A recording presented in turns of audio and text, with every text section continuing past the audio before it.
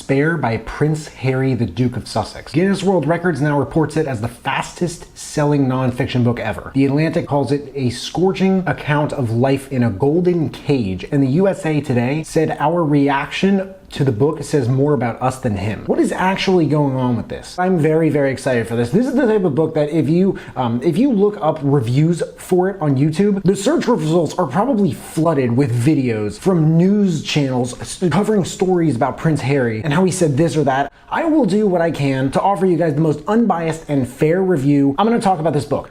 Obviously. I'm gonna go over the chapters, things I learned. Since it's a review, I will mention things I did or didn't like, things that surprised me. I'm also gonna go over some standout quotes, who I recommend this book to, and what books to maybe check out next. Just so you guys know, there are affiliate links in the description, and if you guys buy anything through those links, like maybe this book, many of the proceeds, of which by the way actually go to several different charities that he works with, then I also get commission, which helps me build this channel and keep making these videos. Welcome back to my channel. My name is Sam, and I wanna make self-growth normal, because people shouldn't have to look this information up. It should just be mainstream knowledge. If you agree, then please make sure to smash that like button. I made a video about the background of this book, and I dropped a link to it in the description. I strongly recommend checking it out for anyone who wants a little more just basic, surface level info on the royal family and where Harry and Meghan technically and hierarchically fit into it. Anyway, let's get to the actual review. There are 3 parts of this book. Each of them consists of so many untitled chapters that I couldn't handle categorizing it, since the audio version's chapters, as a result, are like 3 minutes each, and there are close to literally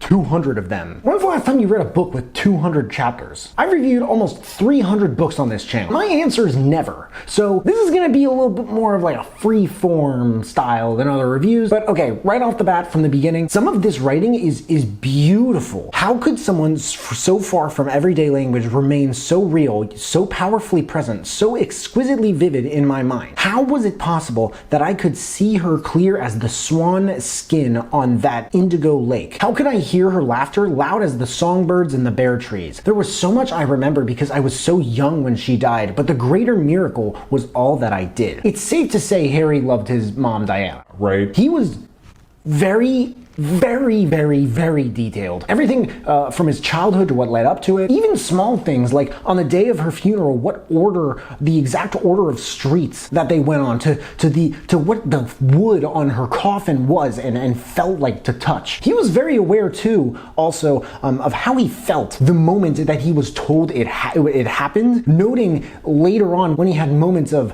denial or relief. Like, this requires an uncanny level of self-awareness, even in retrospect. Later on in the book, he talks a lot about his experience with therapy, his ability to explain his feelings and how he thinks about these things. It really shows how much therapy he's gone to. Prince Harry also has a disarming sense of humor that sort of sprinkles itself across the chapters. He assumed for some reason that we were fluent in French. Maybe everyone else was, but me? Fluent? Enough that I could possibly pass the entrance exam? Contraire, mon ami. I also noticed that throughout the book, he wore the position, at least in the earlier chapters, of the Spare as like a chip on his shoulder, saying that he needed someone who wouldn't tease him about being royal, and someone who wouldn't so much as even mention his being the Spare. This may sound like first world problems on steroids, but let's be real here. It's not his fault that he was born into one of the world's most well-known, notorious, and closely watched families in history. About 2 hours into the audio version's about 16 hours long, by the way. If you ask me, Spare, is it good? Summarize your thoughts in 3 words. Emotional, detailed, and unfortunate. At least so far. You learn about what he thought of Queen Elizabeth II in his earlier years, which was beautifully described and heartfelt. I mean, this dude has a way with words. He really does. He called her the War Queen, saying that she was there when London was being bombed during World War II, that she dined with Churchill and possessed a Churchillian elegance of her own. 4 years after Diane's passing, he still had a theory that just maybe she faked her death. Heck, I don't know about you, but while we're exploring the possibilities, if I were him, I would have hit up a medium just to see what they could tell me. Oh my gosh, that stuff, by the way, with the tabloids, the editor talking about his drug use, that was so ridiculous. But something interesting to me was how he told the stories of those occurrences with his drug use and how reporters tried to dig them up and twist them up, was that I couldn't help but ask myself, is it impossible for someone in his position position to be in pain in private. Now, that was the first part. That was called Out of This Night That Covers Me. The second part is called Bloody But Unbowed. In February 2007, he was deployed along the Iraqi border near Basra. And people freaked out because he's like the youngest grandson of the queen. And it's like, what if something happens to him? Part of me doesn't get this. Like, if he goes out and explores his life, he's putting himself in danger. Right? But come here. If he doesn't, it's a problem because he's just living this sheltered golden spoon life that he was simply born into. Dude, you can tell. Also, like, how much of an impact that his mom made on him. So much of what he did and didn't do in the last 25 years. Not everything, obviously, but much more than I thought. It was kind of like rooted in his love for his mom, which is it's beautiful, but it's also sad. Therefore, I called her mom all the time. It felt good for both of us, though I made the point to always call her mom rather than mum. There was only one mum. Although his enemy throughout his life really just sounded like fake headlines. He even said, like, if he died in Afghanistan, at least he wouldn't have to see another fake headline or read another shameful lie about himself. This dude hated the tabloids like nothing else. Nonetheless, in the desert, Harry appreciated the normality he received, which was really absurd to me in a way. When he had a nickname in the military, it was a random name and number, just like every single other person in the military. I think his was Widow 67. There was no title like the Prince or Duke, and there was no... And what's profound about this is that he wallowed in considering how far he had to travel to find that feeling of being no more than a random nickname. Central Afghanistan, in the dead of winter, in the middle of the night, in the midst of a war, while speaking to a man 15,000 feet above his head. He asked himself, how abnormal is your life? If that is the first place you feel normal. Like, mic drop, seriously. And you can also really tell how just being in the royal family affected the way he views being literally a person on this earth. You constantly feel excluded and different because you are in this, what feels all over the years like this impenetrable bubble that is a reputation. You feel like you're forced to uphold. But the paps, short for paparazzi, I listened to this book for like 3 hours. He would keep saying paps, and I'm like, is he talking about his grandpa? Certain things like that, and like loo, which means bathroom, and mates, which means friends. When I first heard mates, I was like, he's talking about like mating? Like, if you're American and you check out this book, like some stuff, it might not make sense at first, but the more you hear it, the more you're like, oh wait, this must be like a British. But the paps, they started tailing and stalking him and everyone close to him. At some point he mentioned, what could I say? I'd miss her so much, but I completely understood her desire for freedom. If I had a choice, I wouldn't want this life either. Isn't that like heavy? I get the feeling that negative reviews are probably going to be like complaining about like, oh, he's so privileged. Like, dude, really? Where he was coming from physically and societally and hierarchically, that is all so different from where he was coming from emotionally. And I wish more people understood that about this. Now, the stories about his time in the military, he had way more to say than I thought he would. Obviously, this isn't a bad thing. I mean, dude, he like served his country. That takes so much heart and courage. I also noticed that from a very, very young age, he loved charity work. And he would constantly visit this idea of like, you know, once I get back home, I will always have charity work. But again, Diana, his mom, just kept coming up over and over again. Like, more than 3,000 bodies lay beneath us, behind us. They were buried under the pews, wedged into the walls. War heroes and poets, scientists and saints, the cream of the Commonwealth, Isaac Newton, Charles Dickens, Chaucer, plus 15 kings and 18 queens. It was still so hard to think of Mommy in the realm of death. Mommy, who had danced with Travolta, who had quarreled with Elton, who had dazzled the Reagans. Could she really be in the great beyond with the spirits of Newton and Chaucer? You get the feeling that at the end of this guy's life, one of the very, very, very single last thoughts he's going to have is, was she proud of me? And when I say unfortunate and emotional, I'm really talking about this. This is profoundly cathartic. And clear, too. When he was about to turn 30, he came across this like massive inheritance. Didn't disclose how much for anyone wondering. And he said, you know, anyone would have wanted this in his position, but he just wanted his mom back. It's the type of stuff that gives you goosebumps. If you were that close to anyone in your family and you lost them, would you rather have them or that massive inheritance given the choice? I have to come clean with you guys. At this point, I realized, writing the review, I realized that there were so many stories, like small personal stories in Spare. Maybe that's part of the reason for all the 200 plus chapters about so many things, different things in Prince Harry's life, that I almost found it hard to review. It's not the length or anything. I've heard longer memoirs, but once you hear them piece by piece with the sheer volume of chapters, you can really only kind of note the best and most of what you notice. Unless you want your review to be like half as long as the book.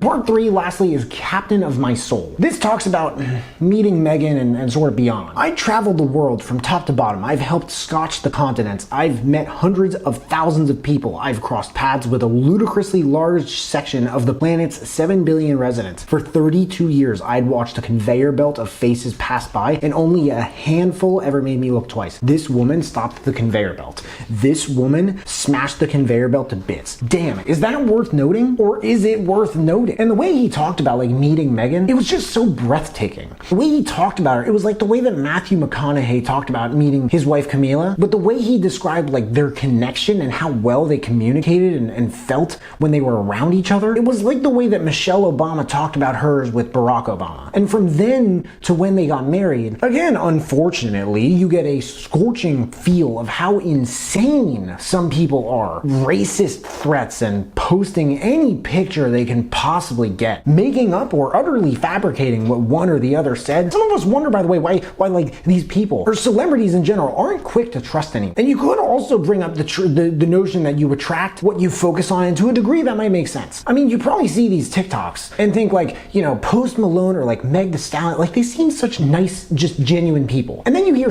horror stories in a memoir like this. Paparazzi and tabloids, they literally straight up just rip relationships to shreds. My fiance and I are watching, we're watching, you would not believe with the books that I review, like what kind of shows we watch. We're watching Jersey Shore Family Vacation. Right now we're in the middle of season 4. Even toward the end of just the straight up Jersey Shore show from like a decade ago, you could tell like how much those channels and websites screwed with those people's heads and relationships, and how they still tend to do that to this day. There was a relationship in this book that flat out would have continued if it weren't for them. There was a point where Harry was also convinced someone in the family was helping them because they had it in for him. This third part, this was the juiciest part of the book. If you're looking for all this like gossip and stuff like that, like straight from the horse's mouth or what's the thing, you know, straight from the, it's 1 o'clock. I gotta go to bed soon. Some of the conversations too. Him and his brother William, one of them said to the other to hit him. There was a little tea in this book, but it's overall, I'd say it's a lot less than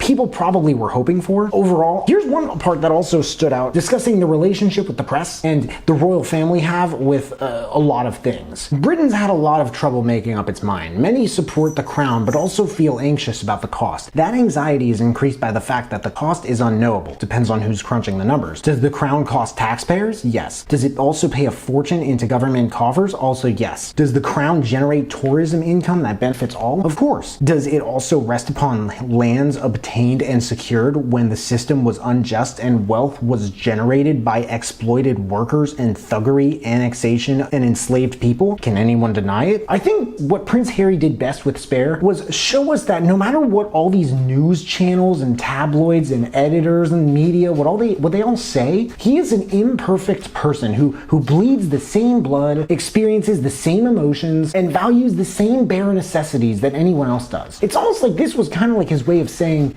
other than, you know, this is my life so far. Get off my back. I've done what I can in my life. I don't have any crazy secrets. If you want the tea, this is all I have. Take your tea and go home. Some memoirs have like a common subject they revisit all the time, whether intentionally or unintentional. The most common theme, I think, in Jeanette McCurdy's I'm Glad My Mom Died, the way I see it, was the impact that a parent's influence has on their child, namely a mother on her daughter. If there had to be one for this book, I would probably say it's the sickness of the relationship that has evolved between the British press and the royal family. Sure, he'll talk about working with Oprah, getting an HIV test test with Rihanna in Barbados, FaceTiming, and I think actually spending a decent amount of the pandemic, like the quarantine and stuff, with Tyler Perry, and how beautiful and massive Prince Harry's home was growing up. But he experienced struggles different from everyone else his age at that time period. And again, unfortunately, without the help of his mom, it seemed like to find his way in the world, he really needed the help and guidance of people who fit that description I was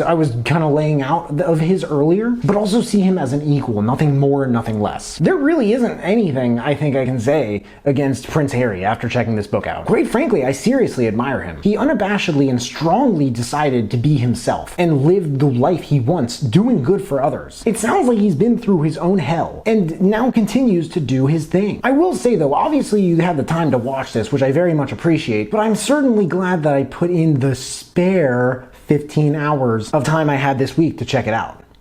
Right?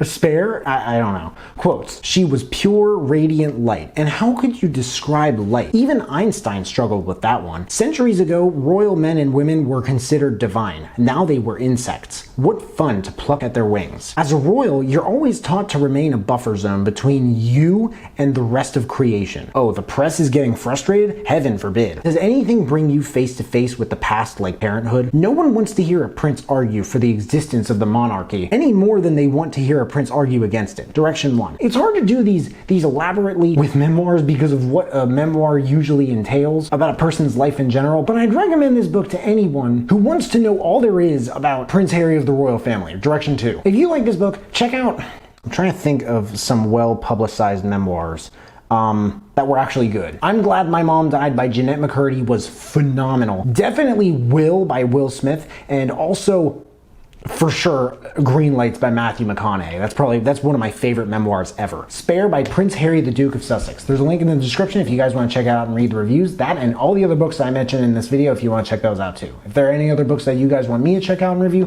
please let me know in the comments below. Also let me know if you checked out this book and you liked it, but hey, make sure to smash that like button, subscribe if you haven't already, because I don't get why people watch this far into my videos and they don't subscribe, but if you have subscribed and you want to turn it up just a notch and turn on that notification bell to get a notification whenever I drop new videos, that would mean the world to me. Thank you guys so much for watching. I really appreciate it. You can find me everywhere and I will see you then.